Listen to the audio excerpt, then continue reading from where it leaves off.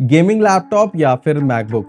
अब देखो, दोनों को ही मैं लगभग 6-7 महीने से लगातार यूज कर रहा हूँ और कुछ सिनेरियो में मैकबुक ज्यादा बढ़िया काम करता है और कुछ सिनेरियो में भाई अपना गेमिंग लैपटॉप। तो इस वीडियो के अंदर हम अलग अलग सिनेरियो में दोनों लैपटॉप को टेस्ट करेंगे and by the end of the video आपको ये पता चल जाएगा कि आपके यूज केस के हिसाब से इन दोनों में से बेस्ट कौन है आपके लिए। इस वीडियो में जो हमारा गेमिंग लैपटॉप है वो एलओक्यू है 2024 वर्जन। इसके अंदर इंटेल का i5-13450HX प्रोसेसर है, 16 GB रैम है, 3050 का ग्राफिक कार्ड है, 95 वॉट का, वो भी 6 GB वाला। और जो मैकबुक है वो M2 है, 256 8 GB बेस वेरिएंट। स्टार्ट करते हैं परफॉर्मेंस से। तो सबसे पहले बेंचमार्क में देखते हैं सिनेबेंच R23 का स्कोर। गेमिंग के अंदर सिंगल कोर स्कोर आपको 1705 मिलता है और मल्टी कोर स्कोर आपको 14470 के आसपास आता है। वहीं अगर मैकबुक में देखते हो तो सिंगल कोर स्कोर 1590 के आसपास है और मल्टी कोर स्कोर आपको 7250 के आसपास मिलता है। ये स्कोर ऑन पावर है, मतलब दोनों लैपटॉप्स चार्जर से कनेक्टेड है। अगर हम ऑन बैटरी बेंचमार्किंग करते हैं तो जो गेमिंग लैपटॉप है उसके अंदर अराउंड 40% का रिडक्शन हो जाता है, बट मैकबुक के अंदर सरप्राइजिंगली आपका स्कोर थोड़ा सा और इंप्रूव हो जाता है। अभी हम लोग जब आगे टेस्ट करेंगे परफॉर्मेंस वाली चीज, ये चीज वहां पे वेरीफाई भी हो जाएगी। अब गेमिंग लैपटॉप में ज्यादातर Gen 4 SSD आता है और अगर आप उसकी बेंचमार्किंग देखते हो तो रीड स्पीड 7000 के आसपास आती है और राइट स्पीड 5000 के आसपास मिलती है। वहीं अगर आप मैकबुक में देखते हो तो रीड और राइट स्पीड काफी ज्यादा कम होती है। बट हमने एक टेस्ट किया था मैकबुक के अंदर, हमने 35 GB की फाइल एक फोल्डर से दूसरी जगह हमने कॉपी करी तो वो विद इन 1 सेकेंड पूरी की पूरी कॉपी हो गई। बट सेम चीज गेमिंग लैपटॉप में करी तो अराउंड 35 से 40 सेकंड लग गया था। अब ये जो दोनों डिफरेंस है ये बेसिकली आर्किटेक्चर की वजह से आता है, क्योंकि जो मैकबुक का आर्किटेक्चर है सीपीयू का, सीपीयू के अंदर ही आपकी रैम है, एसएसडी है, जीपीयू है, तो आपका जो एफिशिएंसी है बहुत ज्यादा बढ़िया होती है, मतलब डेटा बहुत स्मूथली ट्रैवल करता है। वहीं अगर इंटेल में देखो एसएसडी कहीं है, जीपीयू कहीं है, तो जो डेटा ट्रांसफर स्पीड है वहां पे थोड़ी सी एफिशिएंट नहीं रहती है। इसीलिए जब मैकबुक को आप ऑन करते हो, ऑफ करते हो या फिर कुछ काम कर रहे हो तो मैकबुक ज्यादा स्नैपी फील होता है, ऐसा लगता है बहुत तेज चल रहा है, क्योंकि एसएसडी की परफॉर्मेंस बहुत ज्यादा बढ़िया है मैकबुक के अंदर। अब भाई एडिटिंग के अंदर चलते हैं और एडिटिंग के अंदर भाई भरपूर टेस्टिंग करी है हमने। सबसे पहले हमने 4K की 1 मिनट की जो भाई रील हम लोग बनाते हैं वो दोनों में टेस्ट किया। गेमिंग लैपटॉप में 1 मिनट 3 सेकंड के अंदर एक्सपोर्ट कर दिया था और वहीं मैकबुक के अंदर 44 सेकंड के अंदर हो गया था। वहीं सेम चीज को हमने जब बैटरी पे किया तो भाई मैकबुक में 43 सेकंड लगे और गेमिंग लैपटॉप में हमारा 1 मिनट 35 सेकंड हो गया। जो हमने बेंचमार्किंग में देखा था सेम चीज हो रही है, परफॉर्मेंस डिक्रीज हो रही है गेमिंग लैपटॉप के अंदर। नेक्स्ट टेस्ट हमने किया था एक नॉर्मल वीडियो जो हम लोग यूट्यूब पे डालते हैं ज्यादातर लोग, मतलब सिंपल ए रोल चल रहा है उसके ऊपर बी रोल्स लगे हुए हैं, तो उसको हमने जब एक्सपोर्ट किया मैकबुक के अंदर 5 मिनट 50 सेकंड लगे थे, वहीं आपका गेमिंग लैपटॉप के अंदर आपके 5 मिनट 26 सेकंड लगे थे। बट अगर थोड़ा सा प्रोजेक्ट कॉम्प्लेक्स है तो वहां पे थोड़ा सा आपको मैकबुक पीछे आते हुए दिखेगा। अगर 10 मिनट की वीडियो है, 5 से 6 लेयर्स रखी हैं, टेक्स्ट एनिमेशन लगा हुआ है, थोड़े बहुत ओवरलेस लगे हुए हैं, वहां पे मैकबुक में 22 मिनट लगे थे, वहीं आपके गेमिंग लैपटॉप के अंदर 12 मिनट लगे थे। सेम 10 मिनट के प्रोजेक्ट को हमने जब बैटरी पे एक्सपोर्ट करके देखा तो हमारा जो मैकबुक था वो लगभग सेम टाइम पे ही एक्सपोर्ट कर दिया था और हमारी 100% बैटरी थी वो गिर के 93% हो गई थी। वहीं अगर गेमिंग लैपटॉप में देखो तो हमारा जो टाइम था वो अप्रोक्सीमेटली 2 टाइम्स हो गया था और हमारी 100% से बैटरी 54% पे आ गई थी। अगर एडिटिंग एक्सपीरियंस की बात करी जाए तो जैसे प्रोजेक्ट ओपनिंग हो गया, टाइमलाइन में ट्रिमिंग करना हो गया, टाइमलाइन में मूवमेंट हो गया, तो वो मैक में ज्यादा बेटर फील हो रहा था। और अगर गेमिंग लैपटॉप में देखो तो बहुत डिफरेंस नहीं था, बट एक्सपीरियंस M2 का ज्यादा बढ़िया था। अब नेक्स्ट प्रोजेक्ट जो हमने लिया था वो बहुत ज्यादा हैवी था, उसके अंदर आपके एनिमेशन हो रखा था, 5 से 6 लेयर्स आपके ऑडियो की थी और 5 से 6 लेयर आपकी वीडियो की भी थी। इसमें हमने गेमिंग लैपटॉप में एक्सपोर्ट किया तो हमें 1 घंटा 6 मिनट का टाइम लगा था।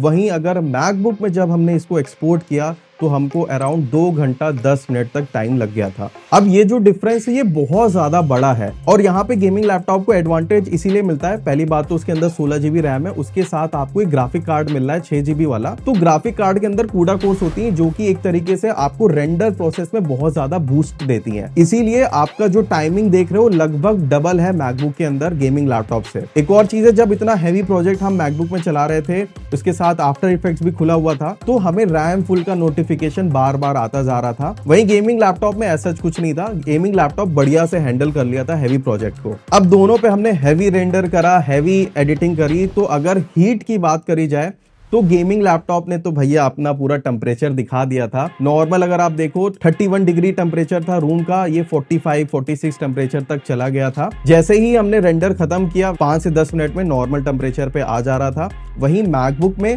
टेम्परेचर 5 से 6 डिग्री बढ़ रहे थे, 40 डिग्री तक चला गया था, बट ज्यादा देर तक वो गर्म रहा क्योंकि इसके अंदर ऐसा कोई फैन तो है नहीं और पूरा मेटल बिल्ड है, तो ये थोड़ा सा वार्म रहता है लॉन्गर पीरियड ऑफ टाइम के लिए। अगर नॉइस की बात करी जाए तो जो हमारे पास गेमिंग लैपटॉप है, पहली बात तो इसकी जो फैंस है वो काफी ज्यादा बढ़िया है, इसमें नॉइस काफी कम आती है, तब भी आप ये नॉइस सैंपल सुन सकते हो।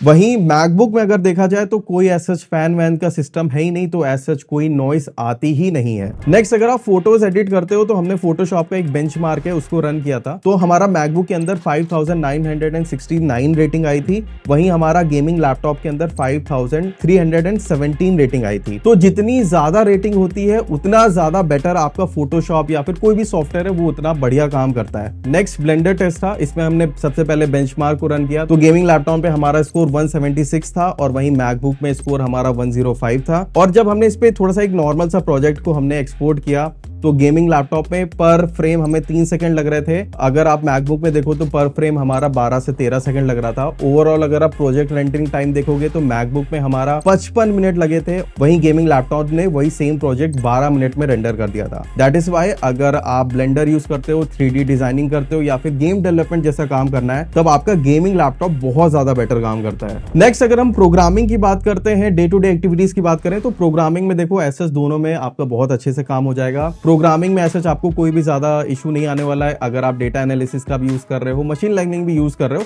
दोनों लैपटॉप्स आपके लिए बढ़िया है, दोनों में से कोई भी चूज कर सकते हो। बट एक चीज है, मैकबुक थोड़ा सा ज्यादा प्रीमियम फील होता है और पर्सनली मेरे को ज्यादा बेटर एक्सपीरियंस मिलता है डे टू डे में अगर मैं मैकबुक में काम कर रहा हूं than compare to gaming laptop. अब सबसे इंपॉर्टेंट बैटरी की बात करते हैं। गेमिंग लैपटॉप बैटरी के मामले में तो आपको पता ही है, ज्यादा कुछ होना है नहीं वहां पे। अब इस पे हमने यूट्यूब की वीडियो चलाई, उस पे हमने टेस्ट किया तो 3-3.5 घंटे हमको मिले थे। मैकबुक में तो भाई सुबह से शाम हो गई थी और यूट्यूब चले ही जा रहा था और लिटरली 12 से 13 घंटे आपको वॉच टाइम मिल जाएगा। और तो और अगर आप कुछ हैवी टास्क जैसे एडिटिंग जैसा कुछ काम कर रहे हो तो आपका मैकबुक सेम परफॉर्मेंस से पूरा काम करता है, चाहे वो ऑन बैटरी हो चाहे वो ऑन पावर हो। बैटरी पे भी हैवी टास्क कुछ कर रहे हो तो काफी 7 से 8 घंटे बहुत आराम से आपको मैकबुक मिल जाएगा। वही अगर गेमिंग लैपटॉप पे अगर आप कुछ हैवी टास्क कर रहे हो, एडिटिंग कर रहे हो या फिर कुछ हैवी सॉफ्टवेयर चला रहे हो तो आपका gaming laptop max to max 40 से 45 मिनट तक ही चलता है।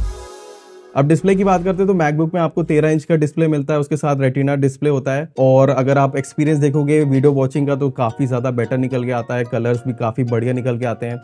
वहीं गेमिंग लैपटॉप में आपको IPS पैनल मिलता है। Screen size maximum gaming laptop में आपको 15.6 इंच का ही मिलेगा, उसके साथ 144 हर्ट्ज मिलती है। रिफ्रेश रेट की बात करें तो अगर आप मैकबुक यूज करो चाहे गेमिंग लैपटॉप यूज करो तो रिफ्रेश रेट भले ही 60 हर्ट्ज है मैकबुक के अंदर बट आपको फील नहीं होता है। कंटेंट वॉचिंग में अगर आप दोनों लैपटॉप्स को कंपेयर करो तो भाई मैकबुक का एक्सपीरियंस ज्यादा बेटर निकल के आता है। इसका एक प्लस पॉइंट और भी है क्योंकि जो स्पीकर होता है वो कंटेंट वॉचिंग में बहुत ज्यादा रोल प्ले करता है। गेमिंग लैपटॉप में तो बस स्पीकर होते हैं कि भाई आवाज आ जाए, बट अगर आप मैकबुक की बात करो तो उसके स्पीकर्स काफी ज्यादा बढ़िया होते हैं। मेरे को नहीं लगता किसी भी लैपटॉप में आपको ऐसे स्पीकर देखने को मिलने वाले हैं।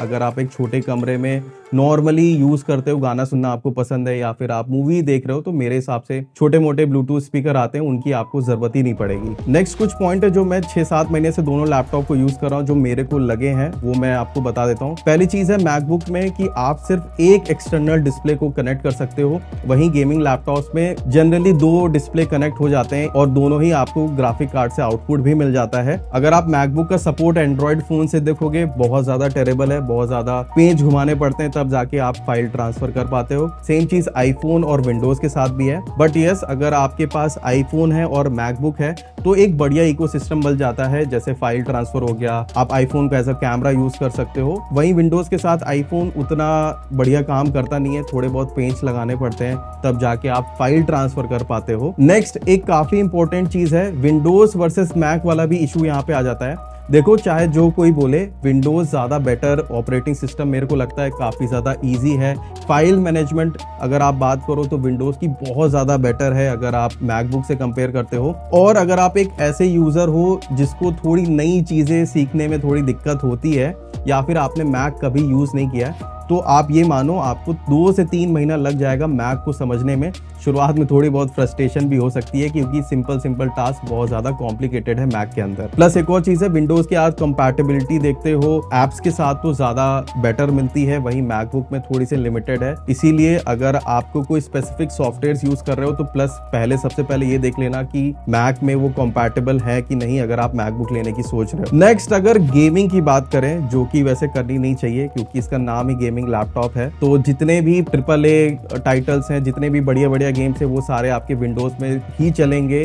मैकबुक में एप्पल ट्राई तो कर रहा है कि थोड़े बहुत गेम चल जाएं, थोड़े बहुत लॉन्च भी हुए हैं, बट यस कोई फायदा नहीं है। अगर आपके दिल में 1% भी गेमिंग की चाह है तो आप सिर्फ गेमिंग लैपटॉप ही लेना। Next important point gaming laptops का होता है कि वो हमेशा अपग्रेडेबल होते हैं। जैसे आप रैम अपग्रेड कर सकते हो, आप SSD अपग्रेड कर सकते हो अगर आप फ्यूचर में आपको नीड मिलता है, बट मैक के साथ ऐसा नहीं होता है। इसीलिए मान लो अगर आप 16 GB रैम भी अगर लेते हो और अभी आप काम कर रहे हो, बट टाइम के साथ आपकी स्किल इंप्रूव होती चली जाएगी, उसी के हिसाब से आपको ज्यादा बेटर परफॉर्मेंस चाहिए होगी तो विंडोज में वो ऑप्शन आपको मिलेगा। वहीं मैकबुक में आपको पूरा लैपटॉप ही बदलना पड़ेगा। दूसरी चीज है, SSD के अंदर भी इशू आता है। 256 वर्जन है, चाहे कोई कितना कह ले कि नहीं काम चल जाता है, लेकिन ऐसा नहीं है।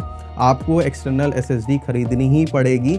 उसके साथ ही अगर आप एक एडिटर हो तो डेटा मूवमेंट में आपका बहुत ज़्यादा दिमाग खराब होने वाला है क्योंकि बड़े प्रोजेक्ट्स होते हैं। 256 तो चुटकियों में भर जाती है। अगर ओवरऑल बिल्ड की बात करो तो नो डाउट मैकबुक बहुत ही ज़्यादा बढ़िया बिल्ड के साथ आता है, बहुत स्टडी फील होता है, स्ट्रॉन्ग फील होता है। वहीं अगर आप कोई भी गेमिंग लैपटॉप देखते हो तो ऐसा लगता है कि हाँ थोड़ा सा डेलिकेट चीज़ है। मैकबुक ट्रैवल फ्रेंडली है, काफ़ी ज़्यादा कम स्पेस लेता है। वहीं अगर आप इसका चार्जर देखो, नॉर्मल मोबाइल चार्जर जैसा लगता है, गेमिंग लैपटॉप के ये बड़े चार्जर आते हैं, तो ट्रैवल फ्रेंडली ज़्यादा मैकबुक रहता है। उसके साथ ही अगर आप एक म्यूजिक लवर हो तो जो इसका 3.5 mm जैक है मैकबुक का, वो पावर आउटपुट देता है। जो पावरफुल हेडफोन्स होते हैं उसमें बहुत बढ़िया कंपैटिबिलिटी रहती है मैकबुक की वर्सेस गेमिंग लैपटॉप की। फाइनली अगर कंक्लूजन दिया जाए, अगर आप एक बेसिक यूजर हो, कंटेंट वॉचिंग करते हो, बिजनेस पर्सपेक्टिव से यूज करना चाहते हो, कॉलेज पर्सपेक्टिव से यूज कर रहे हो और आप सिर्फ स्टडी ओरिएंटेशन से यूज करना चाहते हो, तो मेरे हिसाब से मैकबुक बहुत बढ़िया चॉइस है आपके लिए। और अगर आप एक क्रिएटिव यूज केस भी है आपका, जैसे स्पेशली अगर आप फोटो एडिट करते हो, डिजाइनिंग करते हो, मेरे हिसाब से मैकबुक ज्यादा प्रेफर करूंगा मैं कंपेयर टू गेमिंग लैपटॉप। दूसरी चीज है, आप क्रिएटिव यूजर हो बट ऑन द गो रहते हो, मतलब आपको पता है कि मैं ट्रैवल बहुत ज्यादा करता हूँ, उसके साथ ही मेरे को वीडियोस एडिट करनी पड़ सकती है ड्यूरिंग ट्रैवल, चार्जर का पता नहीं, तो मैकबुक आपको ज्यादा बेटर फ्लेक्सिबिलिटी प्रोवाइड करेगा। अगर आप लैपटॉप ले रहे हो कंटेंट क्रिएशन के लिए, रील्स एडिट करनी है, नॉर्मल वीडियोस एडिट करनी है यूट्यूब के लिए, तब आप दोनों में से कोई भी चूज कर सकते हो। अगर आप एडिटिंग, गेम डेवलपमेंट, गेमिंग जैसा कुछ भी करना चाहते हो और इन सारी चीजों को सीरियसली एज अ करियर देखते हो, तब आप सिर्फ और सिर्फ गेमिंग लैपटॉप को ही चूज करना, क्योंकि जो ग्राफिक कार्ड है, जैसे हमने टेस्ट में भी देखा, बहुत ज्यादा डिफरेंस क्रिएट करता है, स्पेशली अगर आप गेम डेवलपमेंट या फिर हैवी प्रोजेक्ट के साथ काम करते हो। क्योंकि जब आप एज अ करियर काम करोगे तो ऐसा नहीं है आप हमेशा लो लेवल या मिड टियर लेवल तक जाओगे, आप एक एडवांस लेवल तक भी सीखने की कोशिश करोगे। तब वहां पे आपको गेमिंग लैपटॉप के अंदर जो फ्लेक्सिबिलिटी है, जो पावर है, वो आपको ज्यादा यूजफुल रहेगी देन मैकबुक से। इसके अलावा अगर कोई डाउट रह जाता है या फिर आपके दिमाग में कोई क्वेश्चन है तो आप कमेंट करके पूछ सकते हो, वहां पे आपको जरूर आंसर मिलेगा।